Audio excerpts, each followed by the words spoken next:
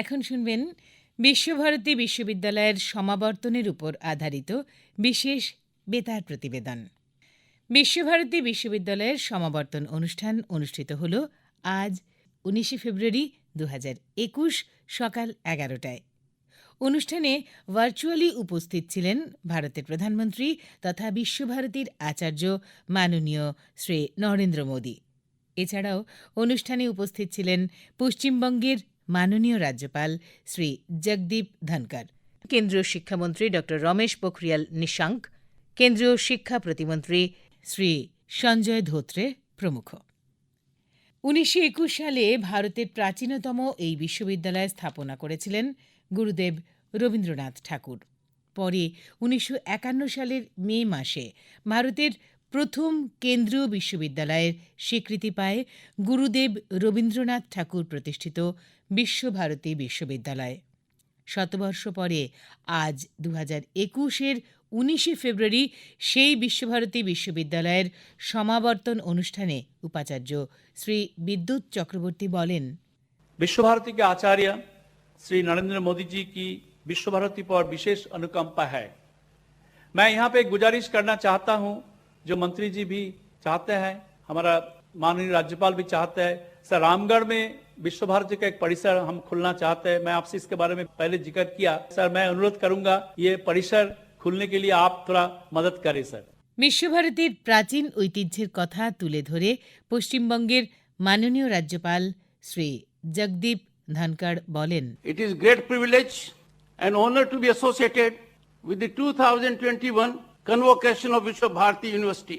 The occasion is all the more significant and joyous since it is in the centenary year of Vishwabharati. Convocation is an important milestone marking end of one vital phase in life of a student and beginning of another very significant productive phase.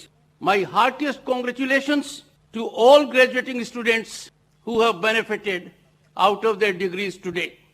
Friends, undoubtedly, education has great power for social rejuvenation and transformation.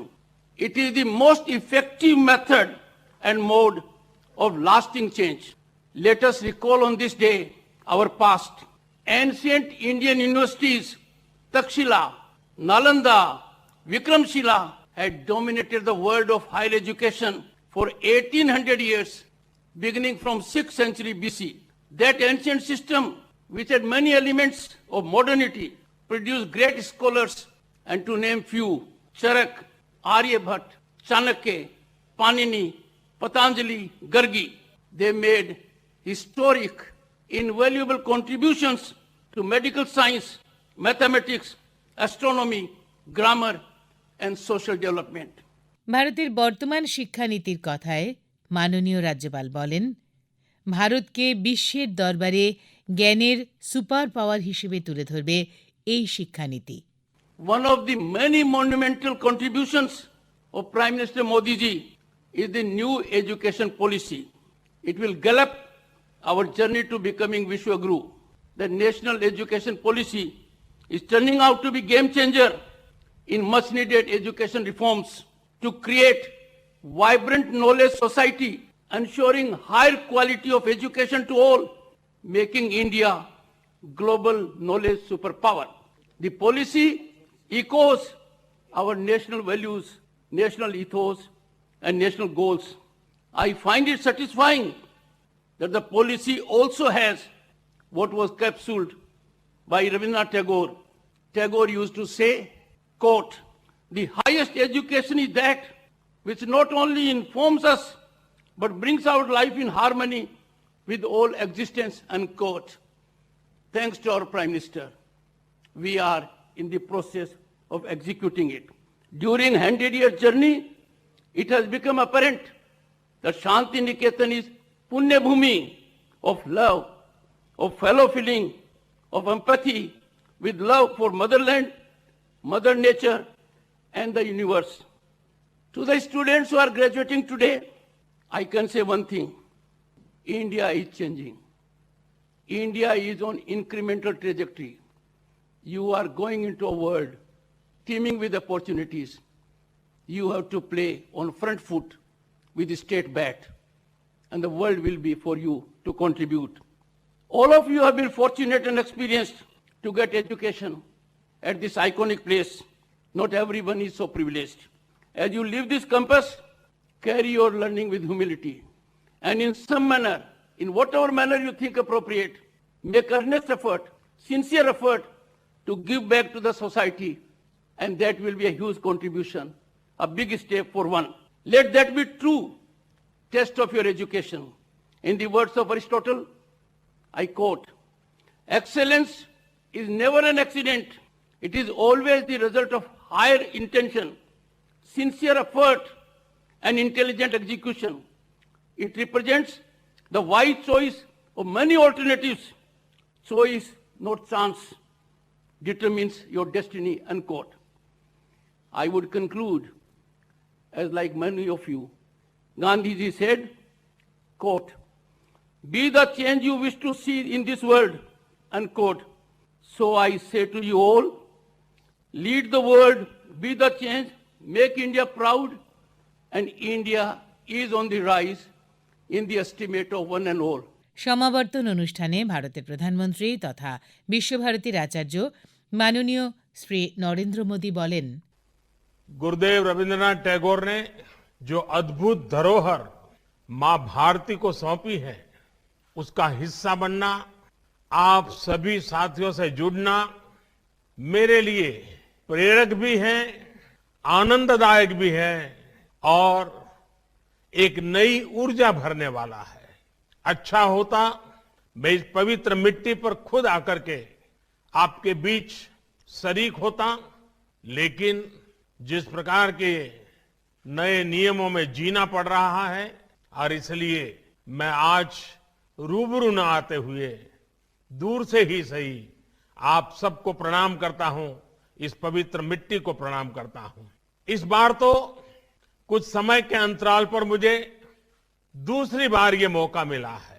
आपके जीवन के इस महत्वपूर्ण अवसर पर आप सभी युवा साथियों को, माता पिता को, गुरुजनों को मैं बहुत बहुत बधाई देता हूं, अनेक अनेक शुभकामनाएं देता हूं। আজকের পুণ্যতিথিতে ছত্রপতি শিবাজিকে স্মরণ করে তিনি বলেন, साथियों, आज एक और बहुत ही पावन अवसर है, बहुत ही प्रेरणा का दिन है। आज छत्रपति शिवाजी महाराज की जन्म जयंती है। मैं सभी देशवासियों को छत्रपति शिवाजी महाराज की जयंती पर बहुत बहुत शुभकामनाएं देता हूं। गुरुदेव रविंद्रनाथ टैगोर जी ने भी शिवाजी उत्सव नाम से वीर शिवाजी पर एक कविता लिखी थी। उन्होंने लिखा था, कौन दूर शताब्देर, कौन दूर शताब्देर, कौन एक अख्यात दिवसे, नाही जानी आजी, नाही जानी आजी। मराठार कौन, शोयले एरंडेर, अंधकारे बसे। हे राजा शिवाजी, तब भाल उद्यासियाए भावना तैत प्रभावत ऐसे छिल नामी। एक धर्म राज्य पाशे खंड छिन्न विक्षिप्त भारत बंधे दिव आमी। यानी एक शताब्दी से भी पहले किसी एक अनाम दिन, मैं उस दिन को आज नहीं जानता, किसी पर्वत की ऊंची चोटी से, किसी घने वन में, ओ राजा शिवाजी, क्या ये विचार आपको एक बिजली की रोशनी की तरह आया था? क्या ये विचार आया था कि छिन्न भिन्न इस देश की धरती को एक सूत्र में पिरोना है? क्या मुझे इसके लिए खुद को समर्पित करना है? इन पंक्तियों में छत्रपति वीर शिवाजी से प्रेरणा लेते हुए भारत की एकता, भारत को एक सूत्र में पिरोने का आह्वान था। देश की एकता को मजबूत करने वाली इन भावनाओं को हमें कभी भूलना नहीं है। पल पल जीवन के हर कदम पर देश की एकता, अखंडितता के इस मंत्र को हमें याद भी रखना है, हमें जीना भी है। यही तो टैगोर का हमें संदेश है। শিক্ষাক্ষেত্রে বিশ্বভারতীর অবদানের কথা তুলে ধরেন মাননীয় প্রধানমন্ত্রী। साथियों, आप सिर्फ एक विश्वविद्यालय का ही हिस्सा नहीं है, बल्कि एक जीवंत परंपरा के वाहक भी है। गुरुदेव अगर विश्व भारती को सिर्फ एक यूनिवर्सिटी के रूप में देखना चाहते तो वो इसको ग्लोबल यूनिवर्सिटी या कोई और नाम दे सकते थे, लेकिन उन्होंने इसे विश्व भारती विश्वविद्यालय नाम दिया। उन्होंने कहा था, विश्व Bharti acknowledges India's obligation to offer to others the hospitality of her base culture and India's right to accept from others their best. गुरुदेव की विश्व भारती से अपेक्षा थी कि यहां जो सीखने आएगा वो पूरी दुनिया को भारत और भारतीयता की दृष्टि से देखेगा। गुरुदेव का ये मॉडल ब्रह्म, त्याग और आनंद के मूल्यों से प्रेरित था। इसलिए उन्होंने विश्व भारती को सीखने का ऐसा स्थान बनाया जो भारत की समृद्ध धरोहर को आत्मसात करे, उस पर शोध करे और गरीब से गरीब की समस्याओं के समाधान के लिए काम करे। ये संस्कार में पूर्व में यहां से निकले छात्र छात्राओं में भी हमें दिखता है और आपसे भी देश की यही अपेक्षा है। साथियों, गुरुदेव टैगोर के लिए विश्व भारती सिर्फ ज्ञान देने वाली, ज्ञान परोसने वाली एक संस्था मात्र नहीं थी। ये एक प्रयास है भारतीय संस्कृति के शीर्षस्थ लक्ष्य तक पहुंचने का, जिसे हम कहते हैं स्वयं को प्राप्त करना। जब आप अपने कैंपस में बुधवार को उपासना के लिए जुड़ते हैं तो स्वयं से ही साक्षात्कार करते हैं। जब आप गुरुदेव द्वारा शुरू किए गए समारोह में जुड़ते हैं तो स्वयं से ही साक्षात्कार करने का एक अवसर प्राप्त होता है। जब गुरुदेव कहते हैं, आलो अमार आलो ओगो आलो भुवन भारा, तो ये उस प्रकाश के लिए ही आह्वान है जो हमारी चेतना को जागृत करती है। गुरुदेव टैगोर मानते थे, विविधताएं रहेगी, विचारधाराएं रहेगी, इन सब के साथ ही हमें खुद को भी तलाशना होगा। वो बंगाल के लिए कहते थे, बांग्लार माटी बांग्लार जल, बांग्लार वायु बांग्लार फूल, पुण्य हो पुण्य हो पुण्य हो हे भगवान।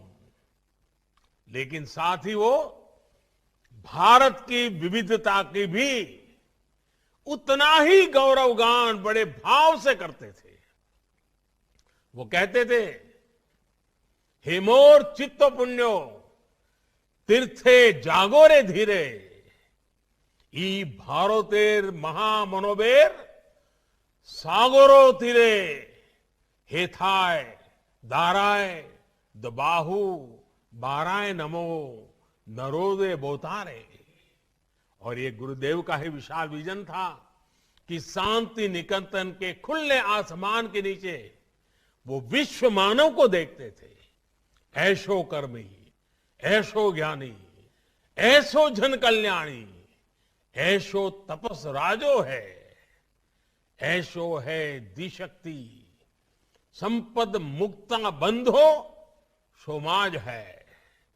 हे श्रमिक साथियों, हे जानकार साथियों, हे समाज सेवियों, हे संतों, समाज के सभी जागरूक साथियों, आइए समाज की मुक्ति के लिए मिलकर के प्रयास करें।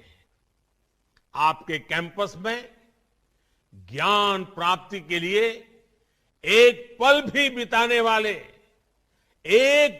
बिताने वाले का ये सौभाग्य है कि उसे गुरुदेव का ये विजन मिलता है। साथियों, विश्व भारती तो अपने आप में ज्ञान का वो उन्मुक्त समंदर है जिसकी नींव ही अनुभव आधारित शिक्षा के लिए रखी गई। ज्ञान की क्रिएटिविटी की कोई सीमा नहीं होती है। इसी सोच के साथ गुरुदेव ने इस महान विश्वविद्यालय की स्थापना की थी। শিক্ষার উদ্দেশ্য বিষয়ে বলেন, অর্জিত শিক্ষাকে ভালো বা খারাপ কাজে ব্যবহার করাটা নিজ নিজ মাইন্ডসেটের উপর নির্ভর করে। উদ্দেশ্য এবং লক্ষ্য যদি ঠিক থাকে তবে প্রত্যেকের আচরণ এবং কর্মপদ্ধতি জীবনে সফলতাই এনে দেবে।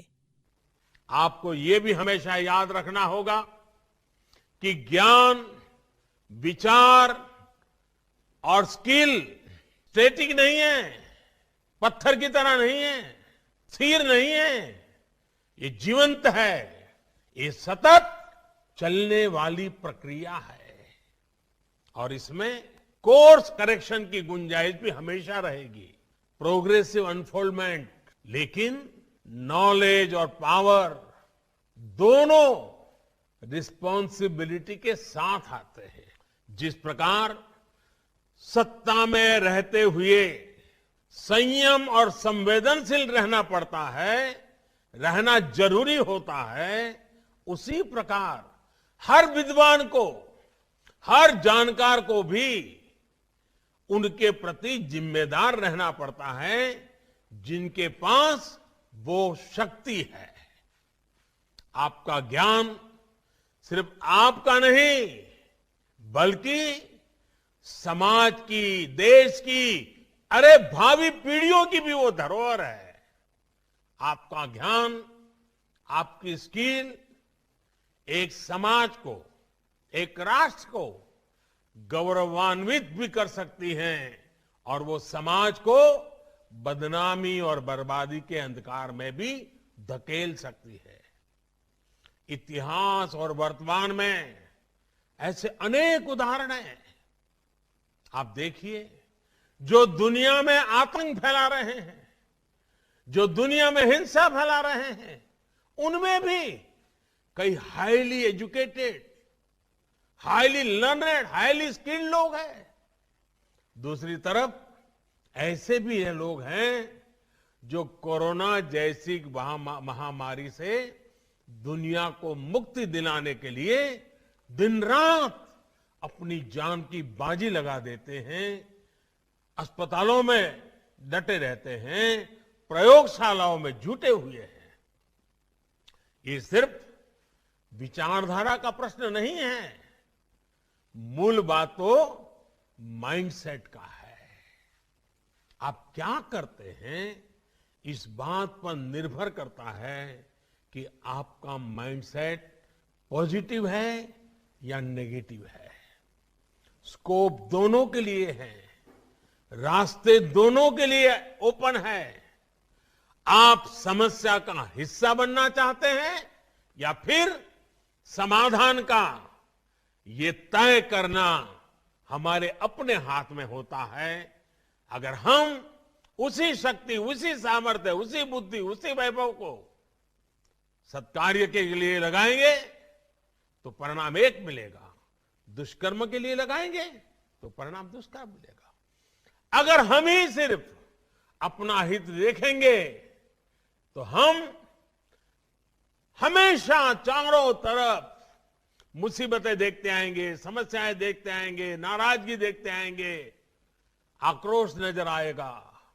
लेकिन अगर आप खुद से ऊपर उठ करके, अपने स्वार्थ से ऊपर उठ करके नेशन फर्स्ट की अप्रोच के साथ आगे बढ़ेंगे तो आपको हर समस्या के बीच में भी सॉल्यूशन ढूंढने का मन करेगा, सॉल्यूशन नजर आएगा। बुरी शक्तियों में भी आपको अच्छा ढूंढने का, उसमें से अच्छाई का, परिवर्तन का मन करेगा और आप स्थितियां बदलेंगे भी, आप स्वयं भी अपने आप में एक सॉल्यूशन बन करके उभरेंगे। अगर आपकी नीयत साफ है और निष्ठा मां भारती के प्रति है, तो आपका हर निर्णय, आपका हर आचरण, आपका हर कृति किसी न किसी समस्या के समाधान की तरफ ही बढ़ेगा। सफलता और असफलता हमारा वर्तमान और भविष्य तय नहीं करती। अगर फैसले लेने का हौसला चला गया तो मान लीजिएगा आपकी युवानी चली गई है, आप युवा नहीं रहे हैं।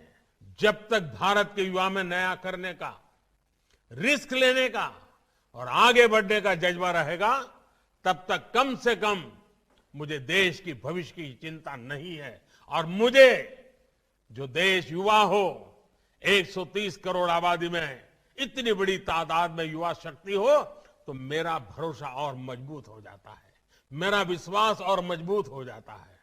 और इसके लिए आपको जो सपोर्ट चाहिए, आपको जो माहौल चाहिए, उसके लिए मैं खुद भी और सरकार भी, इतना ही नहीं, 130 करोड़ का संकल्पों से भरा हुआ, सपनों से लेकर के जीने वाला देश भी आपके समर्थन में खड़ा है। ছত্রপতি শিবাজির সাথে সাথে মহান গান্ধীবাদী ধর্মপালকেও স্মরণ করেন প্রধানমন্ত্রী এবং ভারতের প্রাচীন গুরুকুল শিক্ষার ঐতিহ্যকে তুলে ধরেন। साथियों, आज जैसे छत्रपति शिवाजी महाराज की जयंती का हमें गर्व है, वैसे ही मुझे आज धर्मपाल जी की याद आती है। आज महान गांधीवादी धर्मपाल जी की भी जन्म जयंती है। उनकी एक रचना है, the beautiful tree indigenous Indian education in the 18th century. इस पवित्र धाम में जब आपसे बात कर रहा हूं तो मेरा मन करता है उसका जिक्र मैं जरूर करूं। इस पुस्तक में धर्मपाल जी ने थॉमस मुनरो द्वारा किए गए एक राष्ट्रीय शिक्षा सर्वे का ब्यौरा दिया है। 1820 में हुए, यानी करीब 200 साल, 1820 में हुए इस शिक्षा सर्वे में कई ऐसी बातें हैं जो हम सबको हैरान भी करती हैं और गौरव से भर देती हैं। उस सर्वे में भारत की साक्षरता दर बहुत ऊंची आंकी गई थी। सर्वे में यह भी लिखा गया था कि कैसे हर गांव में एक से ज्यादा गुरुकुल थे और जो गांव के मंदिर होते थे वो सिर्फ पूजा पाठ की जगह नहीं, वे शिक्षा को बढ़ावा देने वाले, शिक्षा को प्रोत्साहन देने वाले एक अत्यंत पवित्र कार्य से भी गांव के मंदिर जुड़े हुए रहते थे। वे भी गुरुकुल की परंपराओं को आगे बढ़ाने में, बल देने में प्रयास करते थे। নতুন শিক্ষানীতি বিষয়ে বলতে গিয়ে তিনি বলেন, নতুন শিক্ষানীতি অগ্রগতি ও মুক্তির দিশা দেখাবে এবং আত্মনির্ভর ভারত গঠনের সহায়ক হবে। अब आज भारत में जो नई राष्ट्रीय शिक्षा नीति बनी है, वो भी पुरानी बेड़ियों को तोड़ने के साथ ही विद्यार्थियों को अपना सामर्थ्य दिखाने की पूरी आजादी देती है। ये शिक्षा नीति आपको अलग अलग विषयों को पढ़ने की आजादी देती है। ये शिक्षा नीति आपको अपनी भाषा में पढ़ने का विकल्प देती है। ये शिक्षा नीति एंटरप्रेन्योरशिप, सेल्फ एम्प्लॉयमेंट को भी बढ़ावा देती है। ये शिक्षा नीति रिसर्च को, इनोवेशन को बल देती है, बढ़ावा देती है। आत्मनिर्भर भारत के निर्माण में ये शिक्षा नीति भी एक अहम पड़ाव है।